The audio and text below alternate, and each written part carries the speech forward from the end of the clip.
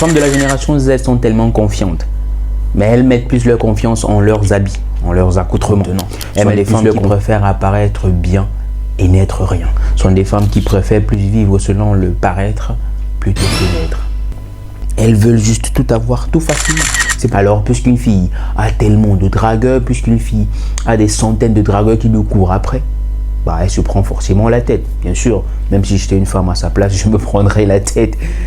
Mais les femmes de la génération Z, les femmes Gen Z, sont des femmes orgueilleuses, sont des femmes fières.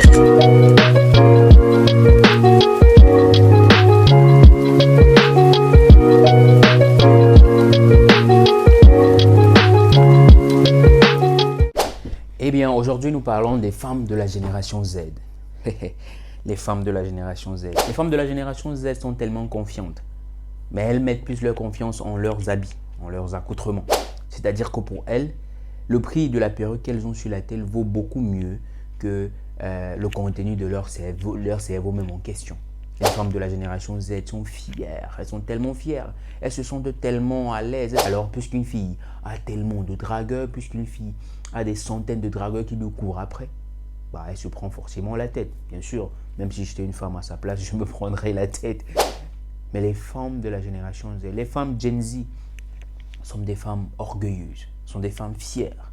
Ce sont des femmes qui préfèrent apparaître bien et n'être rien. Ce sont des femmes qui préfèrent plus vivre selon le paraître plutôt que l'être. L'une des vérités les plus blessantes concernant les femmes de la génération Z, c'est-à-dire les femmes Gen Z, c'est que ces filles, en fait, ces femmes ont horreur des sacrifices. Ces femmes, en fait, ne veulent pas du tout payer le prix de ce qu'elles veulent gagner. Elles ne veulent pas payer le prix du bonheur. Elles ne veulent pas payer le prix. Elles ne veulent pas souffrir. Non, elles veulent s'amuser. Elles veulent s'enjailler. Elles veulent s'envoyer en l'air avec le premier venu. Elles veulent juste vivre une vie simple, sans tracasserie. Et la plupart d'entre elles ne veulent pas fournir l'effort. Elles sont des partisanes du moindre effort ou bien d'aucun effort du coup. D'aucun effort du tout. Elles veulent juste tout avoir, tout facilement. La vérité est que, éduquées ou pas, ayant des diplômes ou pas, les femmes de la génération Z tendent à toujours agir de la même façon. Elles tendent à toujours vouloir obtenir les choses facilement. À toujours vouloir obtenir les choses en se basant sur leur forme, sur leur beauté, sur leur attirance physique. Elles tendent toujours à vouloir amadouer tout le monde, c'est-à-dire amadouer les hommes et même certaines femmes au passage, pour pouvoir acquérir ce qu'elles veulent, pour pouvoir atteindre les objectifs.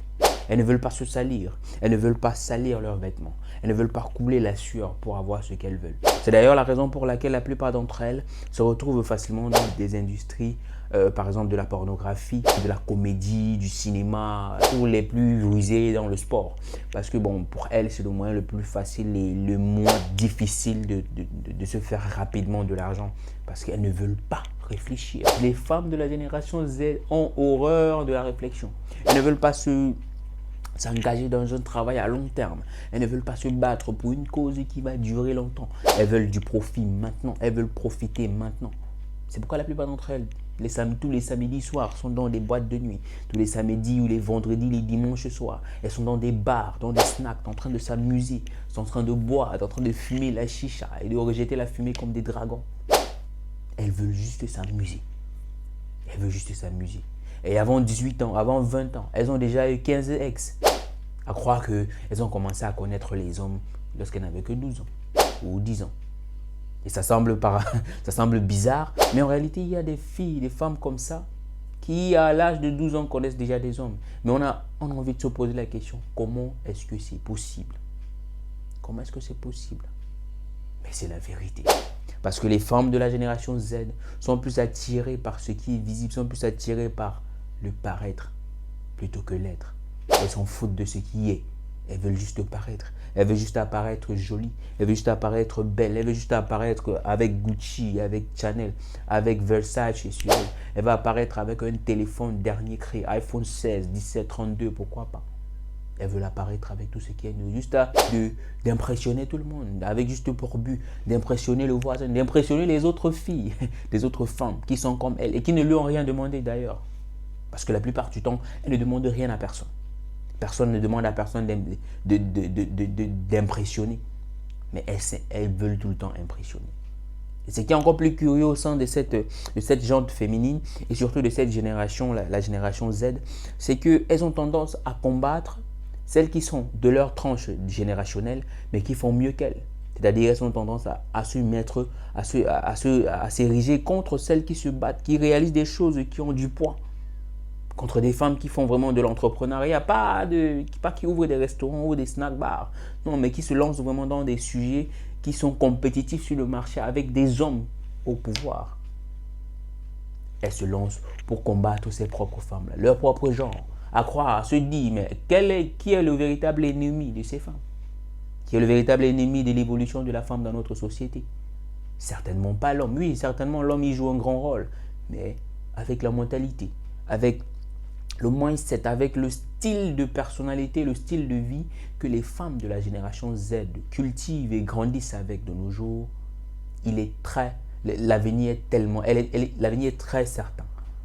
L'avenir est très certain parce que ça ne donnera rien. Mais maintenant, la question que moi je me pose, la question que je pose à ces filles, à ces femmes, aux femmes de ma génération, la question que moi je pose, c'est que qu'en sera-t-il des générations à venir? Qu'en sera-t-il de vos filles? Qu'en sera-t-il de vos fils? Qu'est-ce qu'ils vont gagner de ça?